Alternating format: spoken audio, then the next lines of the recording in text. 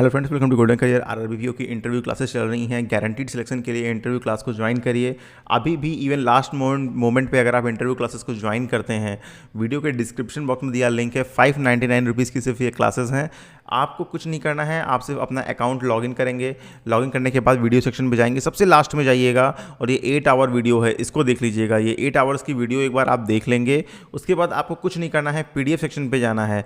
फिर यहाँ पर आपको जो टॉप 100 क्वेश्चंस हैं, इन क्वेश्चंस को प्रिपेयर कर लीजिए। कितना क्वेश्चन आपको आते हैं, कितने नहीं आते हैं। मैक्सिमम वीडियो देखे हैं तो आ गए होंगे, जो नहीं आते हैं उनकी तैयारी कर लीजिए। फिर भी टाइम अगर आपको बचता है पढ़ने का तो फिर आप ये कंप्लीट करंट अफेयर्स पढ़ लीजिएगा। एंड उसके बाद आपकी जो कंप्लीट इसमें इंटरव्यू क्लास की हमने एक बुक दी हुई है, बैंकिंग इंटरव्यू कंप्लीट इंग्लिश और हिंदी में। ये 2 बुक्स हैं, इनमें से जो प्रेफर्ड लैंग्वेज है उसमें आप पढ़ लीजिएगा। गारंटीड आपका सिलेक्शन हो जाएगा और आप 80+ मार्क्स तो बहुत ईजिली स्कोर कर पाएंगे। अब हम बात करते हैं इजराइल फिलिस्तीन विवाद की। इजराइल ने गाजा पट्टी पर हमला किया है। इजराइल और फिलिस्तीन के बीच क्या विवाद रहा है, इंटरव्यू में क्या क्वेश्चन पूछे जा सकते हैं, सिर्फ वो हमने ब्रीफ में यहाँ पर आपको पीडीएफ प्रोवाइड कर दी है।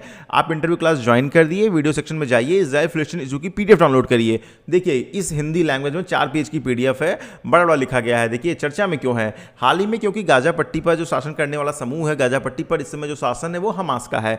हमास ने जल से, थल से, वायु से पैराग्लाइडिंग करते हुए इजराइल पर जो है अंदर घुस गए और उन्होंने एक विनाशकारी हमला किया जिसमें इजराइल के 1000 के आसपास से उससे ज़्यादा लोगों की जान चली गई और बहुत से लोगों को उन्होंने अपने कब्जे में कर लिया। उसके बाद इजराइल फिलिस्तीन जो संघर्ष चला आ रहा है वर्षों से, जब इजराइल देश बना उससे पहले से यह संघर्ष है, बल्कि आपस में यहूदियों और फिलिस्तीनी मुस्लिम्स का जो संघर्ष है वो फिर से एक बार जीवित हो गया, जो कि आए हर 2-4 सालों में एक बार फिर उभरता ही रहता है। लेकिन इस बार जो लेवल है उसका वो काफ़ी बड़ा है। इजराइल ने हमला कर दिया और उसके हालांकि कुछ समय पहले ही इजराइल ने यूएई, सऊदी अरब और पड़ोसी देशों के साथ कुछ शांति समझौते किए थे।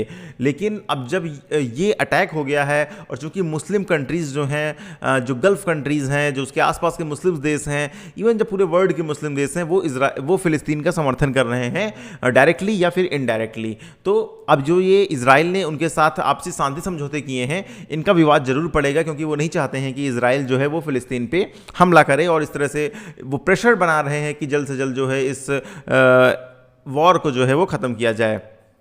अब देखिए बेल्फोर घोषणा। देखिए इजराइल फिलिस्तीन के बीच जो संघर्ष शुरू हुआ था, जो वॉर की जैसी सिचुएशन शुरू हुई थी, ये 1917 में शुरू हुई थी। ठीक है, उस समय जो ब्रिटिश फॉरेन सचिव थे आर्थर जेम्स बेल्फोर, उन्होंने बेल्फोर घोषणा के तहत फिलिस्तीन में यहूदियों के लिए नेशनल होम हेतु ब्रिटेन का आधिकारिक समर्थन व्यक्त किया था।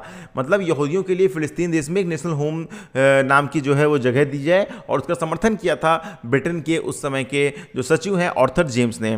फिर अरब और यहूदी हिंसा को रोकने के समर्थन में ब्रिटेन ने वर्ष 1948 में फिलिस्तीन में अपनी सेवाएं वापस बुला ली और प्रतिस्पर्धी दावों का निपटान करने की जिम्मेदारी नवनिर्मित संयुक्त राष्ट्र पर छोड़ दी। उससे पहले वहां पर ब्रिटेन का जो है वो शासन था। 1948 में ब्रिटेन वहां से वापस हो गया। अब बोला कि यूनाइटेड नेशंस जो है वो वहां का जो है समझौता करेगा। फिर संयुक्त राष्ट्र ने क्या किया, संयुक्त राष्ट्र ने फिलिस्तीन में स्वतंत्र यहूदी और अरब राज्य के निर्माण के लिए एक विभाजन योजना प्रस्तुत की। मतलब एक डिवीजन का जो है इन्होंने एक रास्ता निकाला, जैसे इंडिया में हुआ, इंडिया और पाकिस्तान का डिवीजन। विवाद में क्या आया, कश्मीर। वैसे वहां पर फिलिस्तीन में जो है डिवीजन हुआ इजराइल और फिलिस्तीन का। ठीक है, और अधिकांश जो गल्फ कंट्रीज थी, अरब देश थे, उन्होंने इसको स्वीकार कर लिया। लेकिन 1948 में घोषणा के स्वतंत्रता की यहूदी घोषणा के बाद से ही पड़ोसी अरब राज्यों ने इजराइल पर आक्रमण शुरू कर दिया। इन युद्धों के अंत में इजराइल ने संयुक्त राष्ट्र की विभाजन योजना की अपेक्षा लगभग 50% अधिक क्षेत्र पर नियंत्रण कर लिया। जब अटैक किया अरब देशों ने तो इजराइल ने उसमें वापस अटैक किया, और उस युद्ध का परिणाम यह निकला कि इजराइल ने और अधिक जमीन पर युद्ध में कब्जा कर लिया। युद्ध में वो विजयी रहे, और जो एग्जैक्ट डिवीजन हुआ था यूनाइटेड नेशंस की तरफ से, उससे 50% से ज़्यादा अधिक क्षेत्र पर जो है उनका कब्जा हो गया। फिर संयुक्त राष्ट्र की विभाजन योजना की अगर हम बात करें तो इस योजना के अनुसार जॉर्डन ने वेस्ट बैंक में यरूशलेम के पवित्र स्थलों तथा मिस्र ने गाजा पट्टी पर नियंत्रण प्राप्त कर लिया, क्योंकि यह फिलिस्तीन संकट को हल करने में विफल रहा, जिसके कारण वर्ष 1964 में फिलिस्तीनी मुक्ति संगठन का गठन हुआ। अब फिलिस्तीनी मुक्ति संगठन क्या है?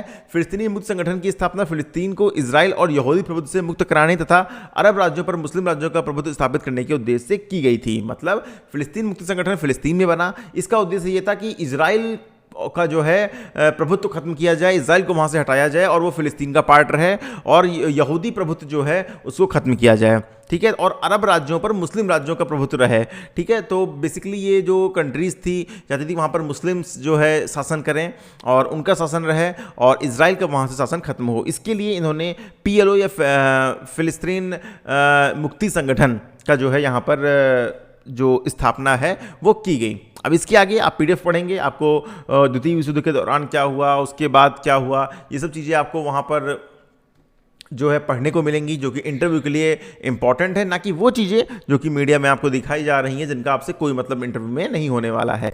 तो फिलहाल इस क्लासेस को ज्वाइन करिए, PDF को डाउनलोड करिए ताकि आप अच्छे से जो चीज़ों को समझ पाएँ और पढ़ पाएँ। ईजिली 10 मिनट की PDF है, बहुत ईजिली आप कवर कर लेंगे। Thank you, all the very best for the future. Link description box में चेक करिएगा।